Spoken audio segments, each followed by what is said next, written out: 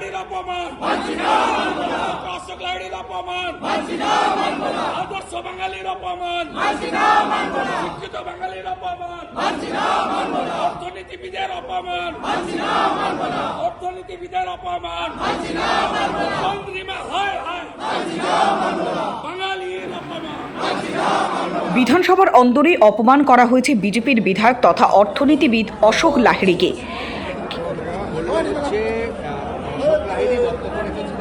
রাজ্যের অর্থ প্রতিমন্ত্রী চন্দ্রিমা ভট্টাচার্য তিনি ব্যক্তিগত আক্রমণ করেছেন বিজেপির বিধায়ককে।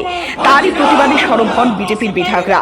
বিধানসভার অধিবেশন ছেড়ে তারা গাড়ি বারান্দায় বিক্ষোভ দেখানো শুরু করে। প্রতিবাদ স্লোগানে মুখরিত হয় বিধানসভা চত্বর। অর্থনীতিবিদের অপমান, অর্থনীতিবিদের অপমান, চন্দ্রিমা হায় হায়। পাল্টা কি জবাব দিলেন চন্দ্রিমা ভট্টাচার্য, শুনুন। পড়ে শুনিয়ে দিলাম যে হামটি ডামটি কি, তা হামটি ডামটি কেন বলেছেন মাননীয় মুখ্যমন্ত্রী বাজেটকে, সেন্ট্রাল বাজেট, সেটা বললাম। তো শুনতে শুনতে কিসের কি হলো জানি না, সবাই মিলে বেরিয়ে গেলেন। তো যাই হোক, যেটা করছেন যে আমরা নাকি কিছুই করি না, তো কিছুই না করলে আমরা বারবার আসি কেন? 15 বছরে আমরা যদি কিছুই না করি, মানুষ, মমতা বন্দ্যোপাধ্যায় আমার দলের সর্বোচ্চ নেত্রী এবং মুখ্যমন্ত্রী, তাকে করার জন্য এত উৎসুক হয়ে যান কেন? শুধুমাত্র তো 11ই হয়নি, তারপরেও তো হয়েছেন, 16 হয়েছেন, 21 হয়েছেন, আবার হবেন 26-এ। এই ঔৎসুক্য কেন? বাংলার মানুষের পাশে থাকেন। আমরা বলি না আমাদের সরকারটা তৃণমূল কংগ্রেসের সরকার, আমরা বলি এটা মা মাটি মানুষের সরকার। মায়ের স্নেহ আর মাটির গন্ধ আর মানুষের পাশে থাকার অঙ্গীকার, সেই অঙ্গীকারটাকে বাস্তবায়ন করেন বলে তাই মা মাটি মানুষের সরকার বারবার আসে, আবার আসবে। তো আসতে চাইলেই তো আসা যায় না। সাম্প্রদায়িকতার এখানে কোনো বীজ বপন করতে চাইলে এখানে বাংলা মেনে নেবে না। বাংলা স্বাধীনতার আগে থেকে ইতিহাস তৈরি করেছে, বাংলাই ইতিহাস তৈরি করেছে, আর বাংলাই স্বাধীনতা উত্তরকালেও ইতিহাস তৈরি করছে। দেখেছেন না, 77 সাল, 1977 সাল যারা এসছিল তারা কারা? তারা বাম।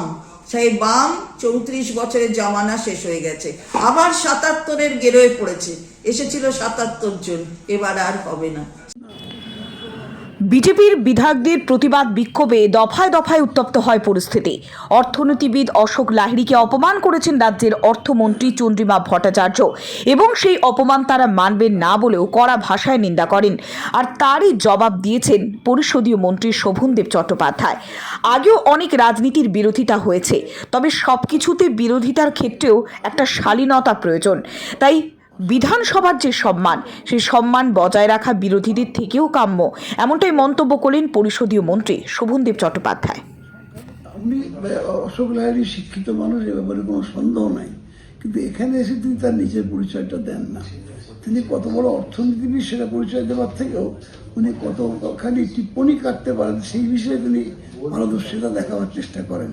এটা ওনাকে মানায় বলে আমি মনে করি না। আমরা সকলেই ওনাকে বলি যে আপনি শিক্ষিত মানুষের ব্যাপারে কোনো সন্দেহ নাই, কিন্তু তারপরেও উনি কিন্তু ওনার বক্তব্যের সময় যে ধরনের কথাবার্তা বলেন এবং মমতা সম্পর্কে একটা যে ধরনের ওনাদের অনুপ্রেরণা, এইসব কথাগুলো উনি বলেন, তার উত্তর অবশ্য আজকে আমাদের চন্দ্রিমা ভট্টাচার্য দিয়েছেন যে হ্যাঁ, যার অনুপ্রেরণায় বাংলার উন্নতি হচ্ছে তার বলতেই হবে, তার অনুপ্রেরণায় এটা বলতেই হবে। তো এগুলো খুব মানে শিক্ষিত মানুষ হিসেবে তার যে একটা আলাদা মর্যাদা, সেই মর্যাদার প্রতি তিনি নিজে অবিচার করছেন।